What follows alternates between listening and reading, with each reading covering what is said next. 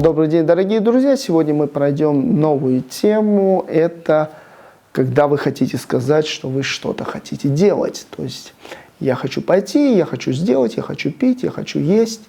И вот, знаете, здесь не очень простая формула.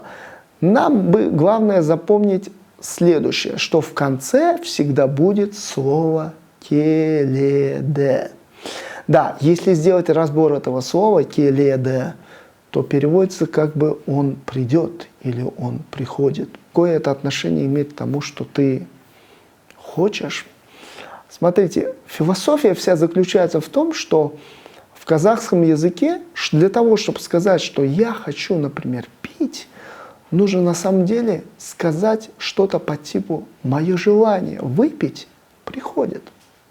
Потому что давайте подумаем действительно, если твое желание, оно не сходит на тебя, оно приходит к тебе, то в этот момент ты и хочешь что-то делать. И поэтому в конце всегда будет слово «келеде». И, соответственно, если ты не хочешь, твое желание не приходит, и в конце будет слово «кельмейда».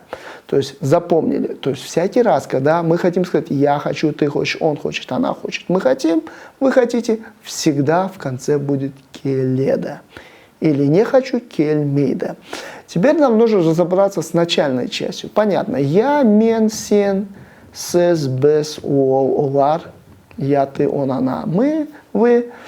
И теперь вот в середине будет самое главное видоизменение. То есть вы берете глагол, убираете «у», берем глагол «бару», «идти», убираем «у», будет «бар». И вот здесь мы начинаем добавлять вот такие специфические суффиксы. Их 4.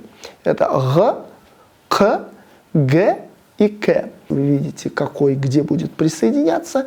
И далее еще будет прибавление так называемых притяжательных окончаний. Да? Это будет «я», «ме», «ты», «не», «вы», «нес», «мы», «мес». И когда «он» или «она», это будет «с». И получается, смотрите, в случае глагола «бару» «я иду» будет «мен баргым келеда». «Сен баргым келеда». Ты хочешь пойти. «Сыз баргыңыз келеді». И мы хотим пойти «біз баргымыз келеді». И они хотят пойти «олар баргысы келеді».